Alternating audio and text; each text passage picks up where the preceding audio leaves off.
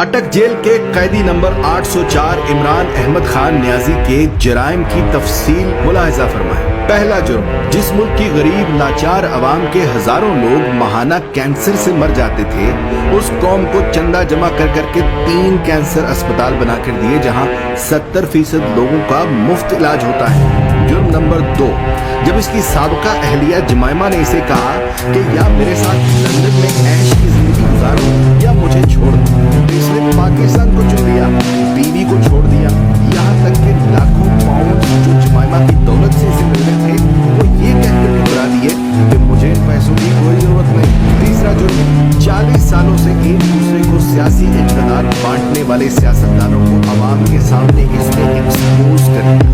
बच्चे को समझ आ गई कि ये लोग अवाम को बेवकूफ बनाकर बारियां लेते रहे और मुल्क को तबाह बर्बाद कर दिया। और जब इसे बार बार कहा गया कि तुम भी आओ इसी निजाम का हिस्सा बन जाओ, आओ तीसरी बारी देते रहो, तो इसने खुलकर इनकार कर दिया कि इस मुल्क कौम को लूटने वालों के साथ इत्तेहाद नहीं करेगा।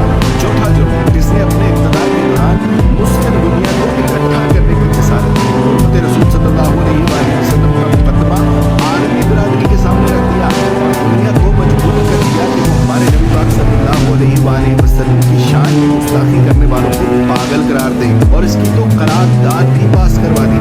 पांचवा जुर्म सुन लो, अपने इक़्तिदार के दौरान माल बनाने की बजाय गरीबों को 12-12 हजार रुपए देने शुरू कर दिए। हर खानदान को 10-10 लाख रुपए का मुफ्त इलाज करवाने के लिए सेहत कार्ड जारी कर दिया। छठा जुर्म सुनो इसका, जब हिंदुस्तान ने मकबूजा कश्मीर का स्टेटस जबरदस्ती बदला था तो उसको भी आलमी बिरादरी के सामने लताड़ दिया। उसके साथ तिजारत ये कहकर बंद कर दी कि जब तक तुम कश्मीर का स्टेटस बहाल नहीं करते तुमसे तिजारत नहीं करो।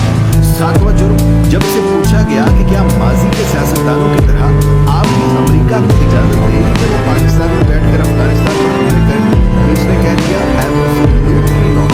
आठवां जुर्म, इस कैदी नंबर 804 इमरान अहमद खान न्याजी ने पाकिस्तान की तबाह बर्बाद हो चुकी कंपनी इंडस्ट्री को दोबारा शुरू करने की जरूरत की। यहाँ तक कि इतनी लूमें चला दी कि काम करने वाले कम पड़ गए और दुनिया जहान से पाकिस्तान में कपड़े के ऑर्डर आना शुरू हो गए।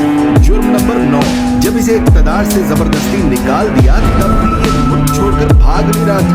हालांकि बार बार कहा गया कि चले जाओ यहाँ से वरना अंजाम बुरा होगा, मगर इसने कहा कि कोई अपना घर भी छोड़ कर कहीं जाता है और पाकिस्तान को ही अपना जीना मरना समझता है।